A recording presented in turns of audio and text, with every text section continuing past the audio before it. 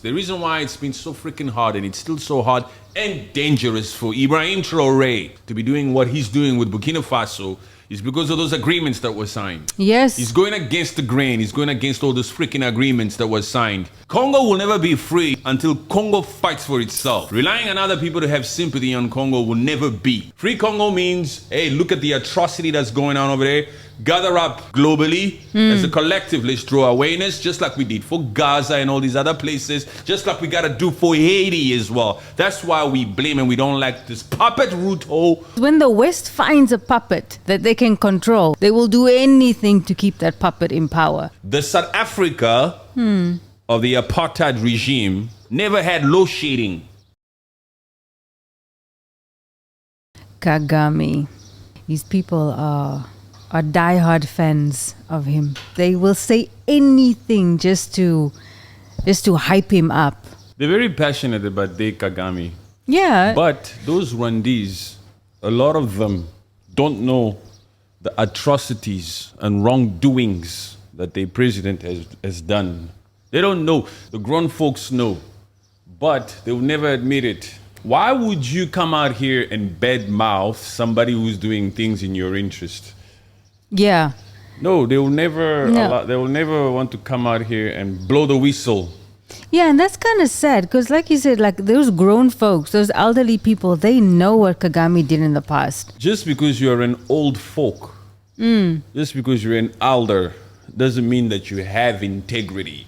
No. A lot of people are out here thinking that some of these old folks have integrity just because of their age, or they are wise, they have wisdom, knowledge, and understanding. Even those particular old folks that know exactly what Kagame has done in the past. With the Tutsis, with the Ugandans, with the Laurent Kabilas that they were working with to go and overthrow Mobutu Sese Seko, they'll put all that stuff under the table. They'll keep it on the hush, hush, hush. Because now, 24 freaking years later, that they've had their leader or their supposed excellency, the way they speak, it's only the youth of the Rwandese people. Oh, my president for life. We will vote for him again on the 15th of July. I keep telling them, America or the West voted for Kagame 24 years ago. Their intention is to keep him in there. The big powers that be, these imperialistic countries, are the ones who voted for your supposed Kagame, are the ones who are protecting him and keeping him in power. Your vote does not count in that Rwanda. Yeah, speak to them face up, like straight up. It's very true because when the West finds a puppet that they can control, they will do anything to keep that puppet in power. Because, because they don't want someone that, goes against. Who wants that? They don't want somebody that stands up against them. They hate the fact that an IBRAHIM TRAORE is out here. They don't like that. Just like they didn't like Sankara, Thomas Sankara. There's so many individuals, so many icons, so many people from the past that was all about Pan-Africanism, free the black people, free the African nation. Let's go ahead, let's push forward. We want a better Africa. We want to live in a world where we are also self-reliant. We are in charge of our natural resources, our minerals. Why the hell should we want to live under some form of oppression for the rest of our lives? Exactly. That is a threat. Yes. To France, it's a threat. To the US, yes. It's a threat to these imperialistic countries. It's a threat to multi-corporation tech companies. Big-ass tech companies like Tesla, Apple, Google, and all these big-ass names. Even as far as the US defense that needs that cobalt that everybody's fighting for in East Democratic Republic of Congo, North Kivu. It's a threat. They don't want us to be in charge of our own stuff because we are richer than them. We have more wealth than them. We have more fortune than them. We have more minds than them. They want a puppet like Ruto. Yes. Yes. Ruto is a good puppet. Oh. Ruto has once again solidified what a puppet he is for the US from the strip that he currently did to the White House. It's amazing how many comments, how many people are in the comments section from all over the place. Different skits. The moment I just mentioned the word puppet, Mr. Ruto takes the spot. Yes. They just come in. Kenyans themselves, they're not like Rwandese. They are out here calling a spade a spade. Kenyans themselves, they say my president himself is a puppet. You see that grin on his face was ridiculous, was so embarrassing. The biggest puppet of them all. Kenyans themselves are out here calling out their own leader. The Rwandese, they will hide that Kagame. Yeah.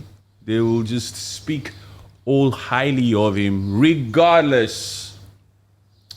Like I said before, even before the part before this, if you really open up the history books and you start to go all the way back to the days of Laurent Kabila.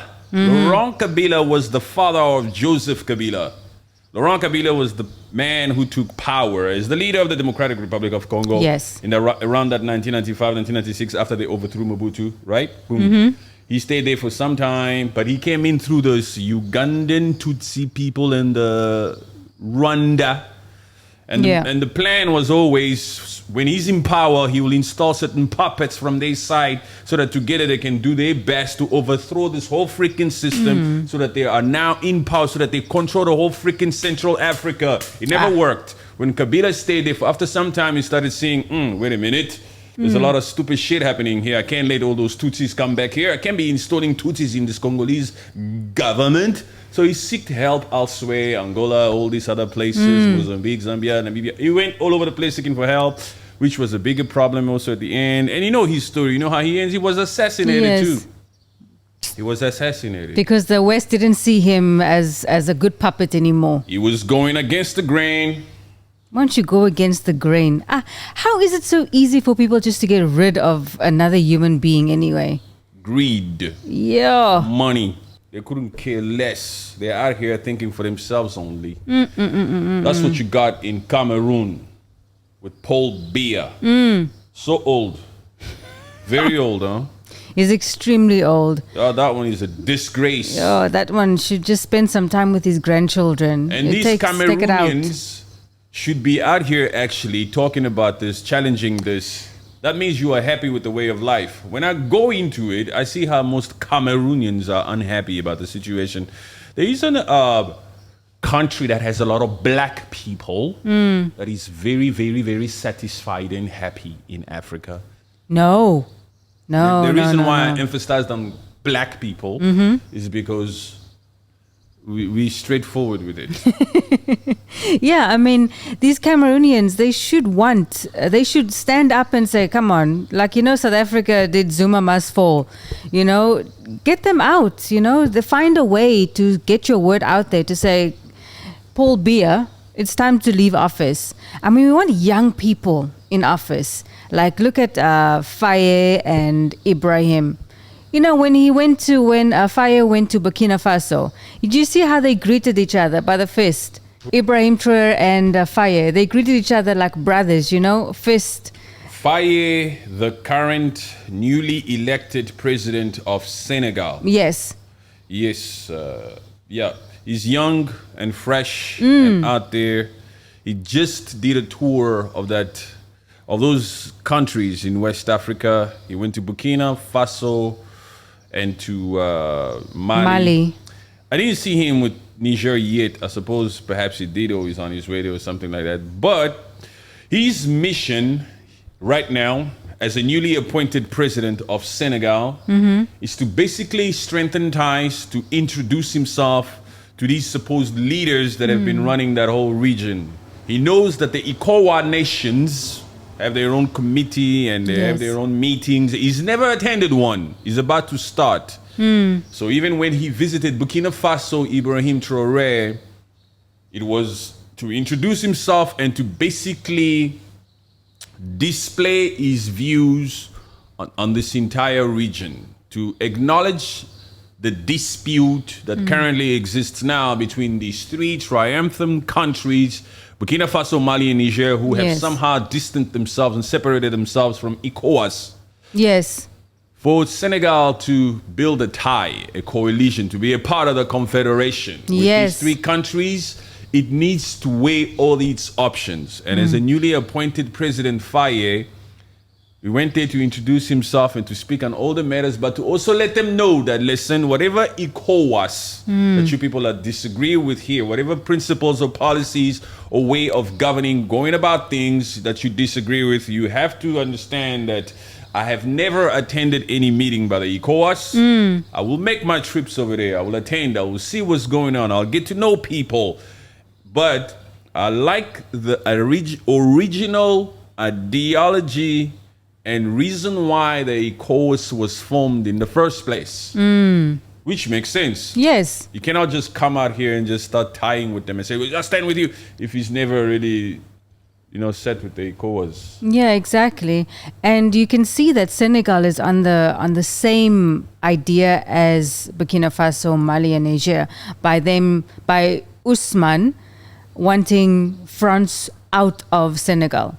So they are on the same wavelength completely. So the fact that he's making a tour around to these countries it's very good, introducing himself. It's a responsible thing to do, and we don't expect him not to. He has to, as the new kid on the block. Yeah, exactly. That's what he is, actually. Yes. In the eyes of Tinubu, this is a young man. This is a young little boy who's just joining the game. You're talking to the godfather of all here in the West. Yes, and I am the president of Nigeria. I simultaneously also chair this ECOWAS. So this is a young man. He needs to pay respect. In the Western cultures, especially in Nigeria, the way Tinubu is used to. It's a young man. This is a young man. You must say hello to your elders, to your elders. But we're talking politics here, right? So there's those little dynamics that exist over there. But we're not saying it's an issue now. It's not an issue. But in the eyes of the ECOWAS committee or leaderships, they see him as a young man. They see that Sonke as a young man. They know that they are fiery. They are energetic. They come in. They bring in fresh ideas. They have the energy. They are willing to go for it. But they will try to have their way with these kids, these new kids on the block. But we just pray that the sincerity that we heard in Sonko's speech, that he stands strong. Because these people can be persuasive. Yeah. Persuasive. Yeah. Because all these puppets all come in power with the intention to want to change the nation and do things for the people. And somehow they fell off the mission, they fell off the wagon, and they end up being puppets. Yeah, it's exactly. I mean, every election, when someone new is appointed, they come in with all roses, but once they get into the nitty-gritty, once they get to see what agreements are already in place, they fall prey to the West again. They fall prey to the West. They say, I don't have time for this shit. Yeah. But while I'm here, I love the attention that I'm getting. Let me start to eat for myself and my family. Let me do that which that will be beneficial for me. Let me play the game. Let me do that which that they've all done. And in the meantime, our people are used to this type of lifestyle of living, of poverty. That's true. They can do it for another 5 years. It's okay. It's okay. And some of them go as far as saying, at least I will try to build certain things here and there just to show my people, right? A lot of these puppets only start to perform towards the end of their terms so that they can fool the masses and the public into re-electing them again in office. Exactly. You better watch some of these puppets. When it was Tshisekedi's time in the Democratic Republic of Congo, the first freaking 3 or 4 years, we didn't freaking hear of him. In the last year, knowing that elections were coming up, suddenly he started to talk a big game. I'm going to challenge Kagame. I'm going to go to war with Rwanda if I need to. Yeah. It's unacceptable that this Rwanda is out here supporting different militant group. Now that he's been re-elected again, and it's not even 1 year yet. His only mission now, how can I change this freaking constitution so that I get another third term? Wow. His only mission now, how can I make it pass? How can I make it past this second term? Because in Congo, you can only have 2 terms of 5 years each. These puppets will do anything to stay in power. They will change the constitution if they have to. Yes, that's the true. only mission. When it's the first time of becoming a president, how do I make sure that I get re-elected? When the second term It's what the hell? How do I do to change this freaking constitution? Yes. That's the life of a puppet. Yeah, that's the ambitions of a puppet. That's very true. And what you're saying, it makes me think of what's happening with South Africa. ANC knew that this year would be a significant election year. And I wonder why ANC didn't think of changing the law or changing the constitution when it comes to how many seats or who's the ruling party. That might have lessened the amount of percentage. Yes. I don't know the complexities of that. It takes time also. But when you've been in power for 30 years as the majority party, the ANC, South Africa, it gets to you, huh? Yeah, it does. You become full of yourself. Yes. You start to think, especially when your party was the party of Nelson Mandela. Yeah. A lot of people here don't even have the guts to critique Nelson Mandela when need be because of the narrative that exists. He fought for freedom and all this. Yes. We understand, we agree. Madiba for life. We love Madiba. Yes. But Madiba's fight is still on. Yes. He's still on. Some of these South Africans that are now sleeping and they believe they're living in the land of the free don't really have it up there. Because the land of the free means your land. What you see with the EFF saying repatriation of land without compensation, that is true freedom. Yes. If you are a true South African, you should be in love with the idea that we are saying most of this land that is still in the hands of the white man, let me put it that way. If I say in the hand of the minority or in the hands of the old apartheid regime, they don't understand. For some people, I have to say, most of the land is still owned by the white man. Yes, it in is. South Africa. So what freedom do you have? What economic freedom do you have? You want to get out of that township. You want to live a better life. But the money, the land is the money. The property is the money. Your assets, your mines are still in the hands of the white man, of foreign companies, private sectors, and all this kind of thing. The EFF comes out here and says, this is what we propose. But their message is a little bit too harsh and too hard, too much of a pill to swallow for these selected, for these few uneducated. I'm trying to say uneducated in a way so that they don't take offense. They don't take offense. Uneducated South Africans. We're not saying all South Africans are uneducated. Take it chill, Bill. Don't become emotional about this. We are saying that a lot of people are just out here voting from an emotional point of view. Yeah, it's very true. It's very true. Emotional point of view, because saying, I don't like Malema's tone. I don't like the way they are always loud in parliament. It's got nothing to do with it. Think of what they are saying, what they are fighting for. When I was still in South Africa, as a kid, as a young man growing up, and because South Africa has so many different nationalities in South Africa, I didn't really associate very well or frequently with Nigerians.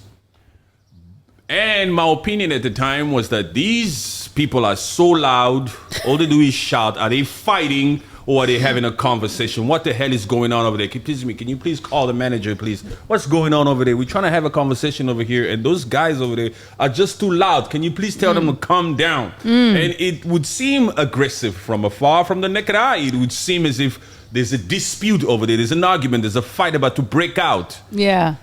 But with time, as fate had it, I ended up meeting certain Nigerians, befriended some of them. Today, I can proudly say that some of my cool friends are Nigerians. And now that I'm mingling with them and knowing them, and I've been in the circles and all that kind of stuff, I see all that as passion. Yes. As passion.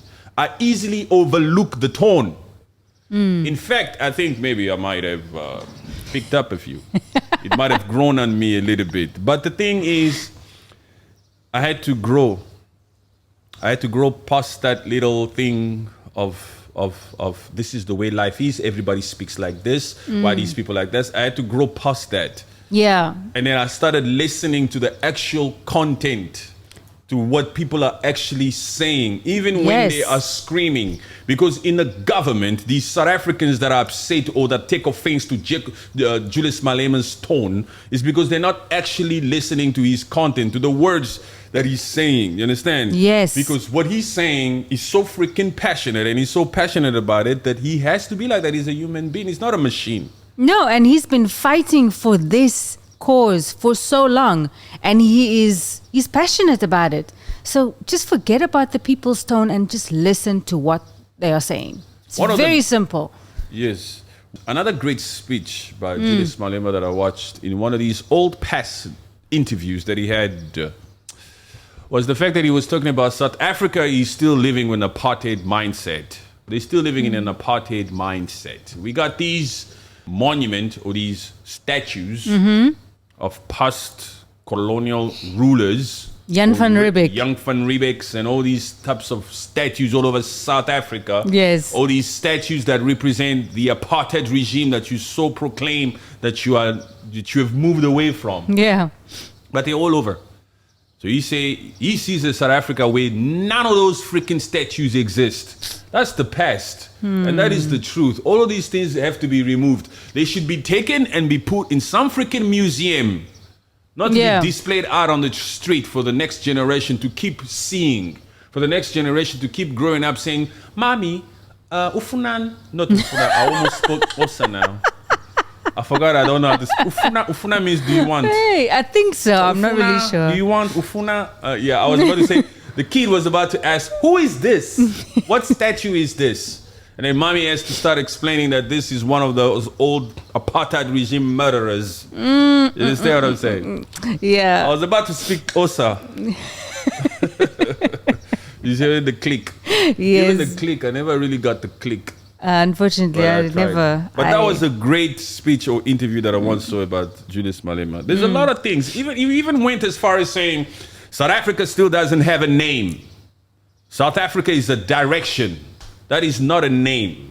Oh, we should change that. We should name ourselves a name that is of African meaning. Some sort of African connotation to it. Why do we still call ourselves South Africans if this was the name given to this particular location, to this land of these indigenous people by the so-called apartheid regime? Yeah, I remember. Or past colonizers that we are denouncing. Yeah, that's very true. It's actually, it's a location. South Africa is a location. I think it was named by the previous colonizers, the Dominion of South Africa. It's a direction. Yes. It's that way. Yeah.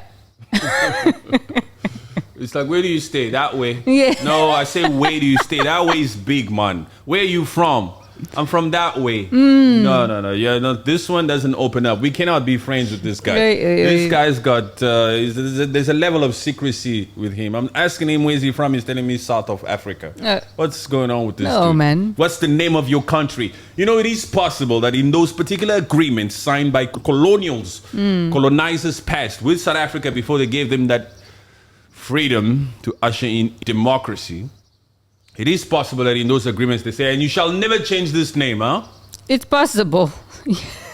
Say, look, South Africa, you want democracy? You want Madiba out of prison? Okay.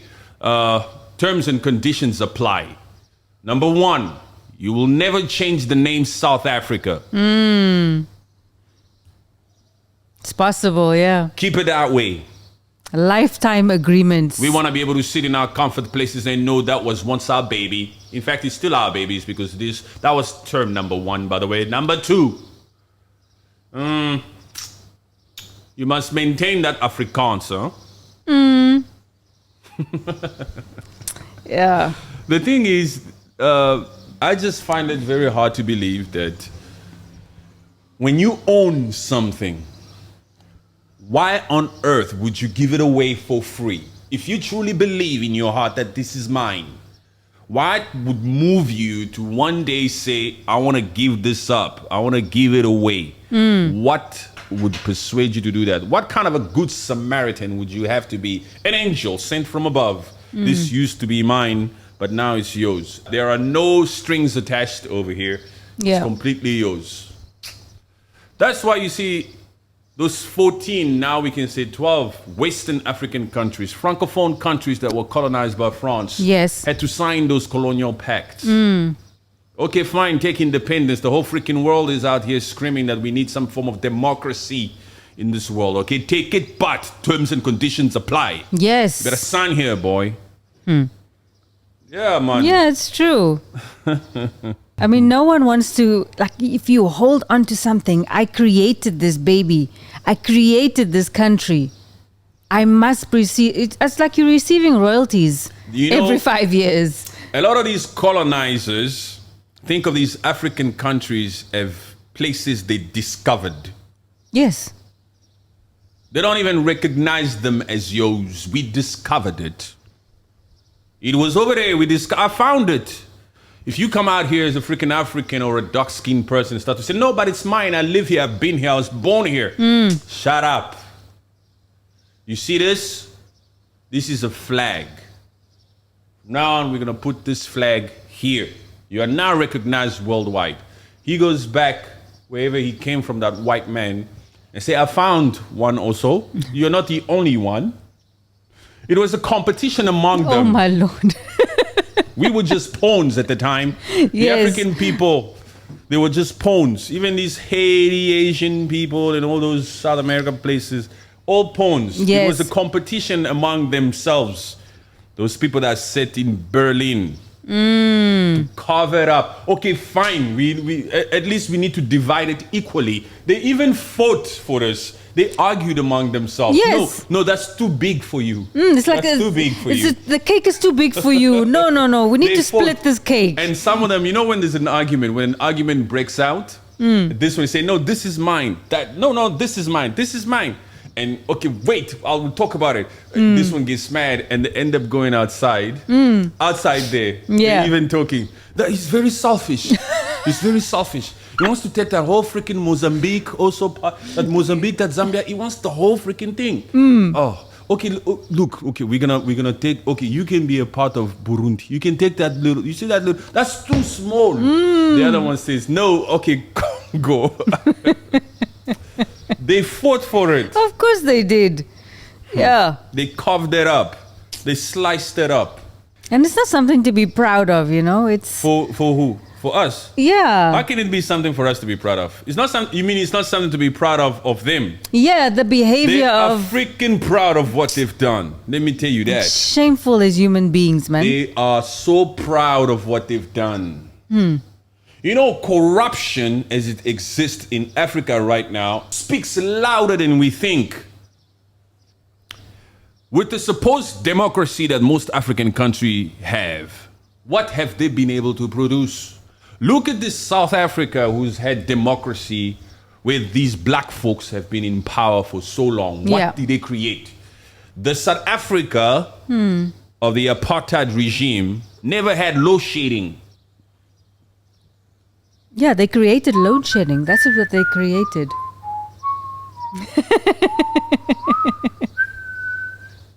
Hey, they're thinking now. He's crazy. Look at him. So now what you want to say? You want to say that South Africa was better?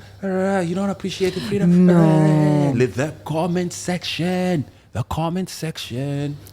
It's the truth. Load shedding is so freaking embarrassing. It's unbelievable. Yes, it is. It's unbelievable that 30 years later we're still talking about sanitary toilets and water and lights in the Rainbow Nation in South Africa. It's absolutely embarrassing, and it's so downplayed at times to a level where it's insanity. yeah. It's insanity. Those colonizers are looking down there and saying, look how they cannot manage it. They cannot manage it. This is mismanagement down there. Yeah, it's true. I mean, think about Advise them. you know, this is also a country that hosted FIFA 2010. And then how many years later, all of a sudden, that economy boosted in that time? What happened to that money? Even that FIFA, it was a negotiation. Of course. All of these World Cups, all of these freaking Olympic games, like the one coming up in Paris, it's all negotiations. Some people are eating in the back doors. Yeah. Some people, why must we give it to you? Why must we give it to you? Giving it to you is giving you money, man. Yeah. We're just giving you straight up money. It's negotiation. Because of the British, the colonizers. People had things to do with it. That 2010 South African World Cup. If it wasn't for rugby, where would we be seeing South Africa? If it wasn't just for Nelson Mandela only also. Okay, Nelson Mandela is a beacon, he's an icon, he's a legend. We appreciate him. He's Madiba. We love him. But since Madiba, there's nothing else. Since Madiba, there's nothing else that South Africa has accomplished. Only the rugby world team. The rugby team. Winning World Cups here. Yeah, I don't know if the cricket team. Individuals that came out of it. Yeah. Like the Charlize Theron. Charlize, no, please. She is, but she doesn't do shit over there. So we don't hear nothing over there.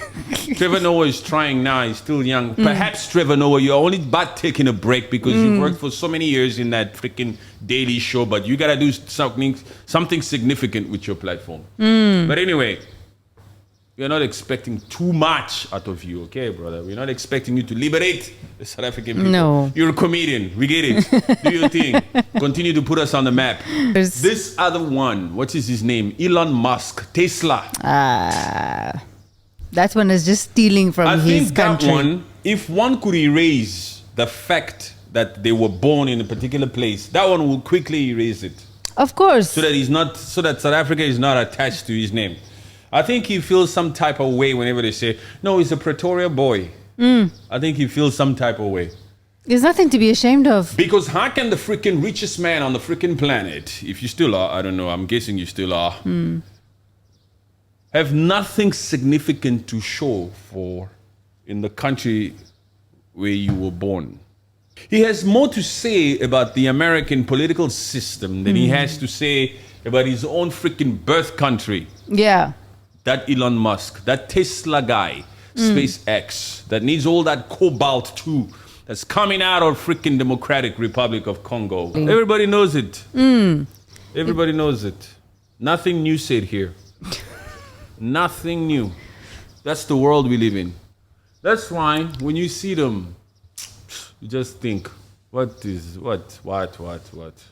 Nothing, relax. Proxy wars. Proxies. Yeah. That's what private companies do. Understand? They sponsor different groups, communities, countries, even governments, especially in Africa, for their own needs. You see those puppets that govern certain countries in Africa? They get money directly straight into their pockets, into their bank accounts from some of these billionaires in this world. So that, hey, don't file that paper. It's even on Netflix. You go to Netflix, just explode, okay? Or even just watch City of Joy. It's a documentary. It's out there. Yeah, that kids are being abused left, right, and center, working in these freaking mines. But look at them. They will not say a word. Speaking of corruption, speaking of South Africa, these elections in South Africa are so freaking interesting. Entertaining. I said it, huh? I called it. Yes, you did. Jacob Zuma comes with a freaking crowd. Oh. Do not underestimate the boogeyman. The boogeyman came out here and completely took home. Whew. He was playing a home game in that KwaZulu-Natal. He won KwaZulu-Natal. And Yes. the votings are still counting. He's leading by far. He's going to run it. He's only but 82 years old. You know, Jacob Zuma will be satisfied with the fact that he now runs KwaZulu-Natal. Do you understand what I'm saying? He's 82. Let my other boys from MK, you guys continue the message of pushing for us to go national with this. I want to live my last days on that freaking seat. I'm a freedom fighter. You understand? But as long as at least we got this freaking KwaZulu-Natal, a party that was established only about 5 months ago. Yes. We are out here now. Malema. I told you. Just wait now. Ukuluma. They showed up, huh? They showed up and they MK. took KZN. They are a force to be reckoned with now. Wow. And it's like, wow, I honestly, I doubted it a little bit, but I'm actually quite proud. I mean, he took it. He took KZN, and they are still moving up in the polls. They underestimated them. Yes. They didn't know. They forgot that it's about personal branding, not just business branding. They forgot that it's about emotional connections, not just about freaking running ads here and there. Yes. What's his name? Jacob Zuma, the boogeyman. He connects with his crowd. He's got a crowd. A lot of South Africans feel that it was completely unfair when you people decided to remove Jacob Zuma as the president of South Africa in his second term. A lot of people were pissed about that. A lot of people saw that as ulterior motives from certain individuals in that particular ANC. And so they came out in numbers, told you guys and spoke loud and said, hell no, bring it back over there, because Jacob Zuma is the one who actually Jacob Zuma is the one who made sure that South Africa will be a part of BRICS. Yes. Jacob Zuma is the one who made sure that the percentage of how many people were dying with HIV/AIDS was lowered. Yes. It's very easy to overlook certain things that he accomplished, because I remember a time in South Africa when I lived, especially in Cape Town. Do you know the University of Cape Town? Yeah. UCT. Yes. There was a statistic that was going around to say that 1 in every 4 student Yes. is HIV positive. 1 in every 4. That's a lot. That was shocking, huh? I remember those days. Whenever I would associate with any student from UCT, I would go home and wonder. No, and even think. while you are having the conversation and they say, I'm from UCT. Oh, They'd be like, ooh. I know that statistic. Ish. So Jacob Zuma had stuff to do with that. Yeah. Had things to do with that. Those are monumental achievements, man. Yeah. BRICS. Check how many people are talking about BRICS. Yeah, we're rooting for BRICS. Rooting for BRICS. Yes. It's not Cyril Ramaphosa who made sure that South Africa was a part of BRICS. It's the boogeyman. It's Jacob Zuma himself. It's MK ideology. You see the people that think about BRICS and that anticipate a potential opportunity? That's the MK people. Exactly, yes. So they are a force to be reckoned with. Of course, for us, we are EFF for life. We love Malema. We are the EFFs. You understand? Yes.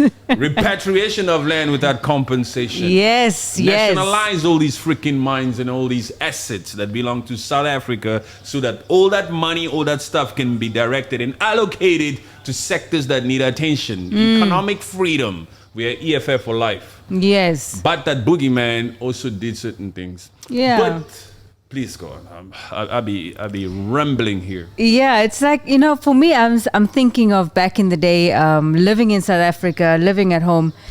I was not a fan of Zuma back then. Obviously, of the boogeyman. I was not a fan.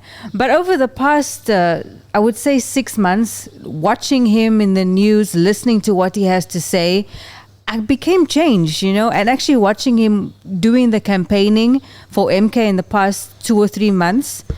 Man, he did well. Jacob Zuma really worked so hard before these particular elections. Yes, Before he really did. day. He did. He did so many interviews.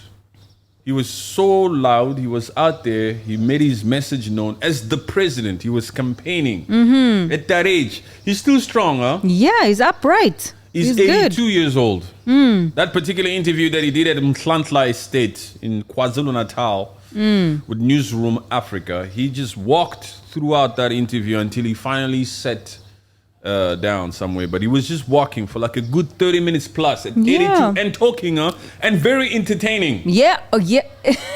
At that age. He was funny. He's got charisma, huh? Yes. I like the way he spoke. I feel like he's also changed in a way from like listening to past interviews, especially the way he sat in parliament. I mean, I know that was business and all, but I feel like he's changed. He's come into his age and he's just, I feel like he's good right now. So with him, I cannot confidently say that he's changed, just like I cannot confidently say that he was never a corrupt president. Innocent until proven guilty. It doesn't matter what your opinion is on Jacob Zuma, but if a court of law never pronounced him guilty, he's not. They only simply by allegations. Because your opinion is built on what mainstream media told you. So, unless there's evidence on the table, he's innocent. Yeah. That's how one's got to operate. One always has to operate like that. And the fact that you said that he was corrupt and you voted him out of parliament or you kicked him out, why didn't you fully pursue him? That's why the DA blames the ANC. The DA is now blaming the ANC for not seeing that through, for not making sure that Jacob Zuma ended up behind bars. Because if you're going to be out here and say the boogeyman is corrupt, you got to follow the process all the way to what the boogeyman deserves. He's got to be locked up. He's got to be behind bars. So the DA, with what's his name again? Steenhuisen. Yeah, Steenhuisen. Steenhuisen. I watched an interview this morning from that, what's that? Elections? From that electoral center. Oh, SABC electoral. Yeah. One of the interviews that he had there, and he was saying, look, we know that the MK is supposed to be reckoned with, but that's the freaking fault of the ANC, because they were supposed to make sure that that particular Jacob Zuma was dealt with. So now he's back, and he's taken majority from them. Yeah. It's because of MK that ANC is no longer the majority party out here. It's because of MK. Yeah, it's in true. a way, Jacob Zuma retaliated. He got his revenge in the end, because you, particular ANC, you were quick to remove me in my second term as the president of this freaking country of South Africa, and as a favor, you are no longer the majority. Yes. Basically, that's what MK did in these elections. Yeah. And ANC is a bit nonchalant about it. They're just embarrassed. Yeah, I mean, I was also watching them this morning. They're just saying the counting is still going on. The final results are not out yet. We'll wait. We have no comment. At 90% counting. Ah, my gosh. As of this morning, it was 90% counted. Yes. So there's not, look, you were at 57% in 2019, and now you're around 42. And people are saying it might just be even 40. You've lost by 17%. You're no longer the majority. That is embarrassing. That is good. Yes. That is good. I'll tell you why it's good. I love the fact that ANC is no longer the majority. In fact, I love the fact that there isn't a particular party in South Africa that's the majority that can come out here and rule every single decision, the parliament, every sector of South Africa, so that they can play with the Rainbow Nation the way that they want to play with. I love the fact that they will now have to work together across the freaking board, because that's the best way to attack corruption in South Africa. When it was only the ANC, they could steal money within themselves. Now they'll have to have those. They have to sit at the table. Those money laundering conversations between parties. Because that's what corruption is. Corruption is stealing, doing this so that money can go in your pocket. So now if you really truly want to steal, you're going to have to tell that IFP, that Inkatha Freedom Party, that look, let's do it this way, and then, collaborate now. And see how far it goes. This corruption will have to be collaborating in South Africa now that it's a coalition government. Exactly. It's God's blessing in disguise, actually, that it's now going to be a coalition government, because you people cannot handle power by yourselves. You are corrupt, man. 30 years. We had water problems. We had lights. We still have load shedding problems. We have infrastructure problems. We have education problems. The youth are out here not being able to be educated and all this kind of shit. The employment, private companies and foreign investment, all this kind of shit just going down the hole. Look, you need to be a coalition government now. They are under coalition government. ANC can deny it as much as they want. They are coalition government, and that's it. They're going to have to... this new government, they're going to change those ministers, get some proper people in good places. And it may not be proper, but it will have to be, they'll have to mix. They have to mix. Yes. Certain parties will come out here and say, we want so-and-so of our party as part of the cabinet. Yes. You say we are a coalition party.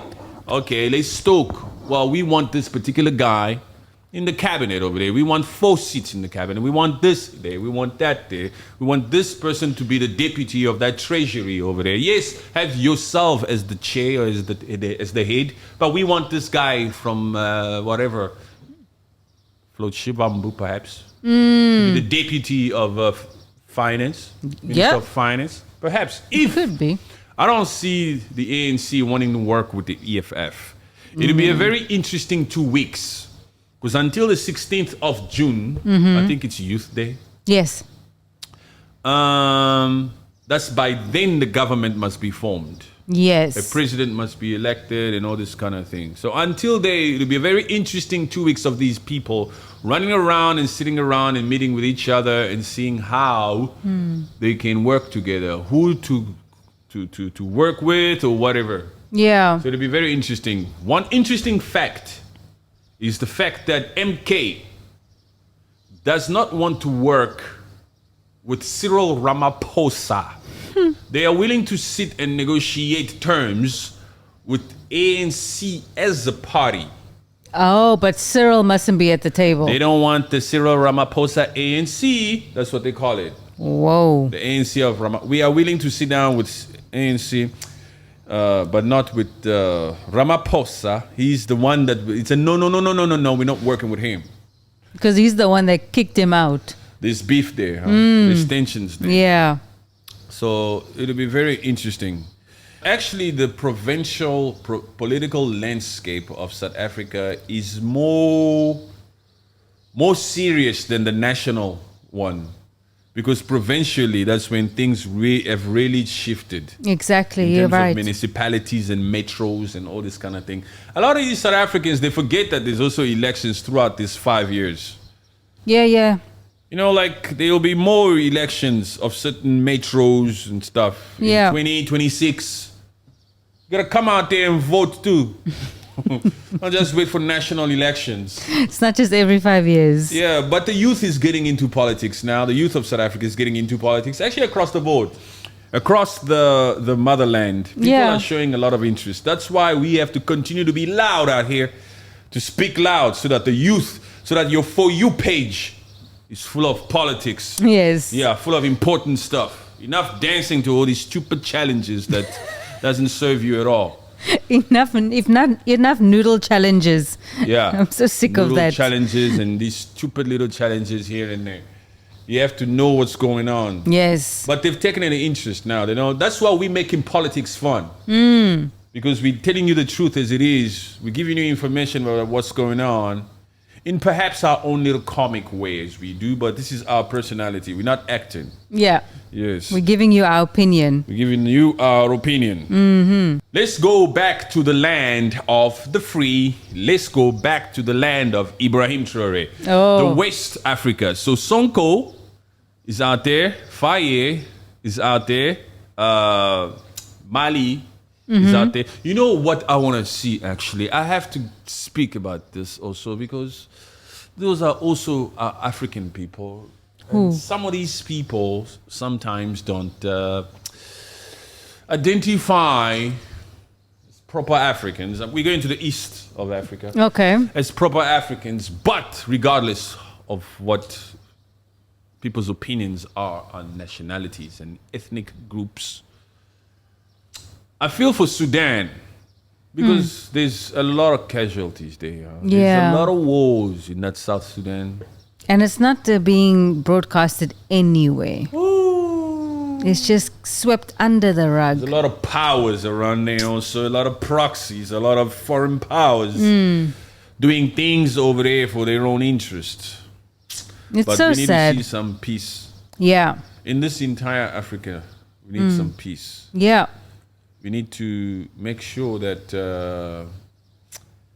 awareness, that we draw awareness, that we are loud about this. That's why, since I am from the DRC, since I'm Congolese, I will speak on Rwanda, I'll speak about Paul Kagame, because I have knowledge and information, some insight about what he did before he got in power. Because I hate the fact that there's a genocide in East Congo. We're not gonna let this shit slide. We're not just gonna be fooled out here I don't care if all the Rwandese think that he's the best president on the freaking planet. We know the truth, and most people know the truth too. There's some very bad things that that particular president has done. You understand what I'm saying? So we will continue to do that until there's a complete permanent ceasefire in that East Democratic Republic of Congo. Until those freaking M23 and all the other freaking rebel groups are dealt with.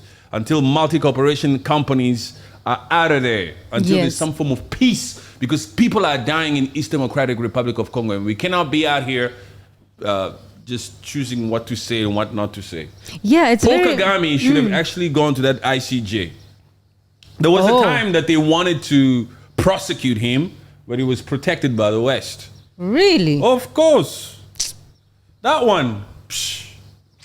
Somebody just needs to stand up and just reiterate that thing. Because right now it is just, it's a disgrace. It's happening already. It's happening already.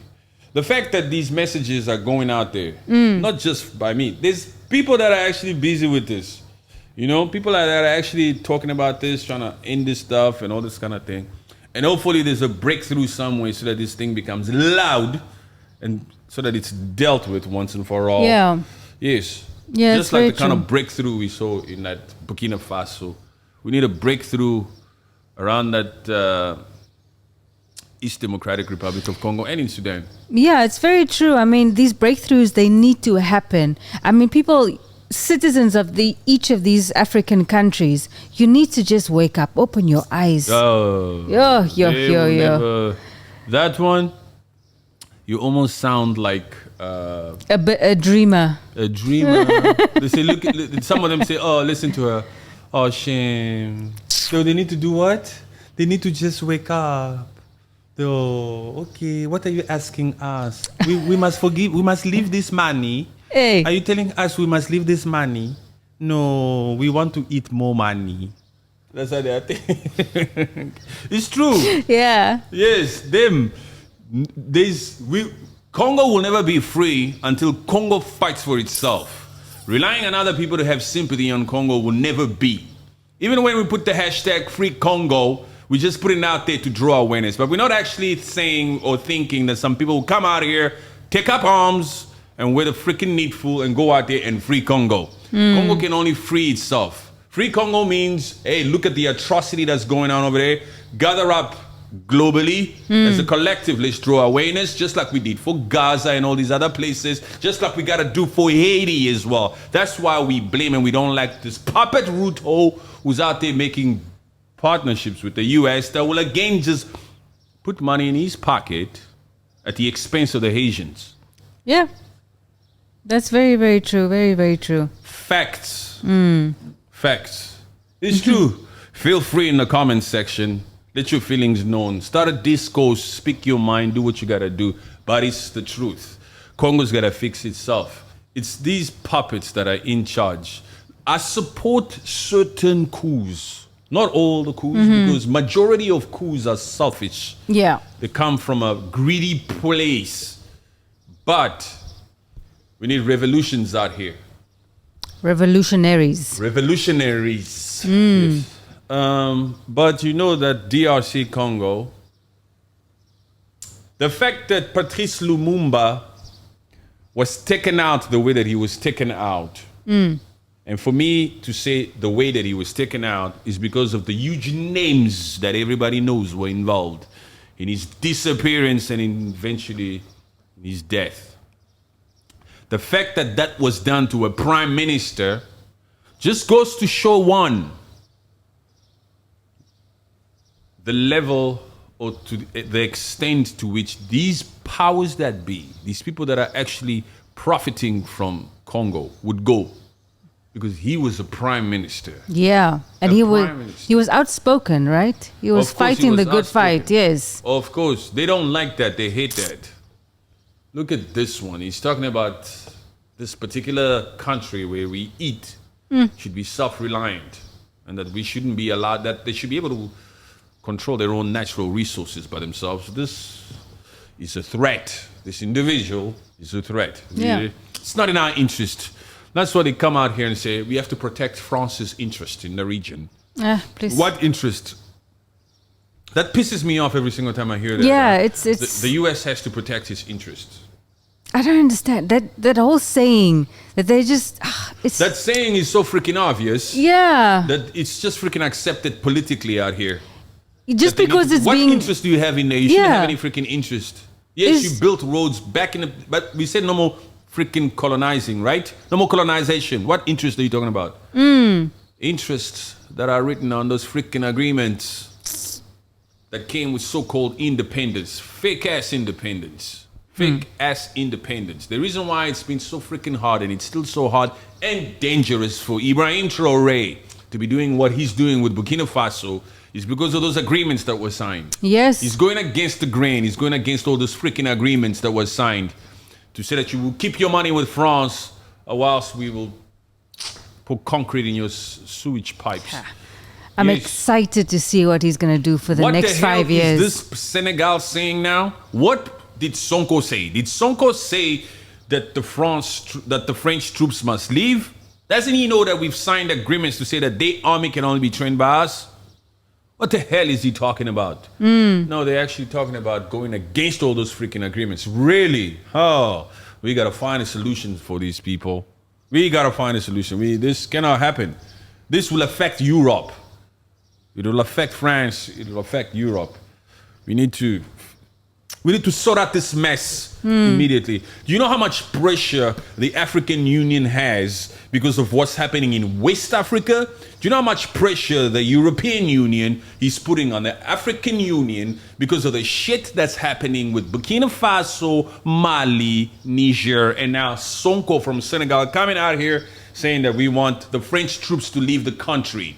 Hey, African Union, you better tell ECOWAS, Tinubu, you better deal with this stuff. We don't want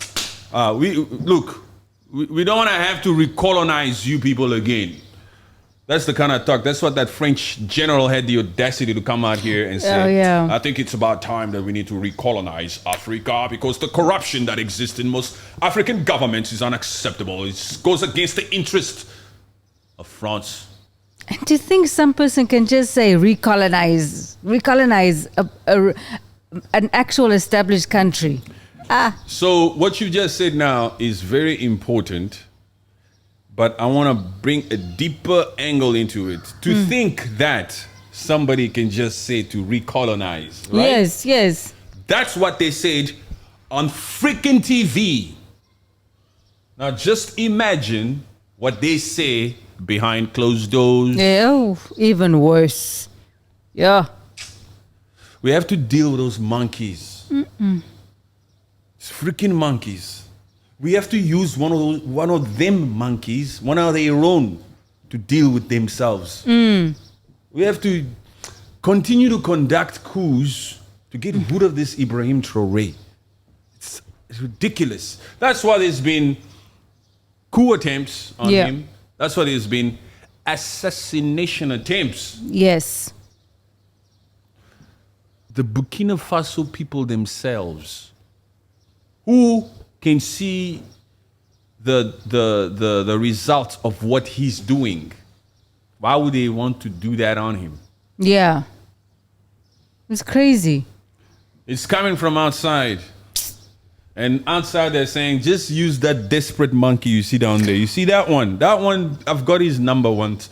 He was like a puppet when I visited the country once. Desperate monkey. Let me call this desperate puppet, this desperate snitch, this desperate, what was that guy who betrayed Jesus? Judas. That's a Judas right there. He will tell you where IBRAHIM TRAORE is. You see that Burkina Faso boy? That Burkina Faso boy will tell you exactly where and what's going on inside there. You better use that one. Just give him a little small something. You'll do it. Just give him breadcrumbs. Yeah. Just give him breadcrumbs and he will do the needful. Yeah, that's our West of Africa. Yeah, I wish, like we said before, I wish Burkina Faso, IBRAHIM TRAORE all the best in the next 5 years. I'm really excited to see what he's going to do and how he's going to unite that little area and how it's going to expand soon. The fact that IBRAHIM TRAORE will still be the leader of the armed forces, the supreme leader of Burkina Faso for the next 5 years, means that a lot of foreign powers are extremely unhappy with this. And Burkina Faso themselves need to take precautions to keeping him safe. Exactly. Even the youth that's out here showing mad love for him, the Africans, not just people from Burkina Faso, all over the African community, and even Jamaica. Hello, Jamaican people. Yes. I love Jamaica, man. Yes. These Jamaican folks are African people, man. These Jamaicans are nice in the comments. I just got Shivas talking about my Jamaican folks. What's up, Jamaica? Shout out to Jamaica because I see you guys in the comment section sending love. Jamaica, man. They just brought a spirit on me right now, huh? It's true. I'm telling you now, I just felt the shivers. Much love to every single Jamaican person in the comment section. Much love to every single Jamaican people out there. Much love, man. Yeah. They come out here and they say it, huh? They support, They support. And they always talk about coming back. Coming back to That's Africa. also one thing that I see. Yes, they always say, I want to come back to the motherland.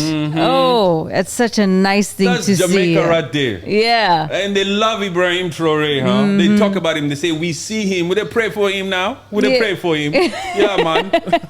They're very cool. They're very cool. They're very cool. They're very cool. Well, Rastafari. They just brought this thing just went on me like, zzz. You know when you get like chicken skin? Yes. The moment I just said it, it just came through. Yes. That's how sincere I am about those comment sections. And it's not one. It's a lot of them. It's a and lot. We're not talking only on TikTok or Instagram. It's across the freaking board. It's on YouTube. It's on TikTok. It's on Instagram. It's on Rumble. They be coming out here and support, huh? True Amen. Africans, the spirit of Africa. Right there in that Jamaica. Yes. I have to visit that place. Have to. That has always been... It's always been on my list. On my bucket list. To go out there and just chill out on those nice beaches and have fun. You know, Rasta people are very cool people, huh? Yeah. Ooh, they're so organic. Yeah, that's true, They're so freaking organic. It's unbelievable. Rasta people, I've seen a lot of... documentaries, and I've seen certain vlogs about Jamaican people. They're so meticulous. They're so in detail about what they eat. They make sure they grow it by themselves. Yeah. This one grows in my backyard, man. It grows in his backyard. This one is organic. This is from the earth. This is from the earth. You know, this one is very clean. They bath in the river. Hey, they keep it natural, like Mother Nature. Yes. That's why even when they express themselves, it's really from deep within. There's an emotional connection with the way that they speak, especially about the things that they are so passionate about. Jamaican people are cool. So shout out to Jamaicans. Yes, shout out. I don't even know where I was with this particular segment now. I'm lost. Jamaica just took me all over the place now. I suppose on that note, it's been a good podcast. Yes, it has. You understand? Yes. Jamaica deserves that one. Yes. Yes, much love, man.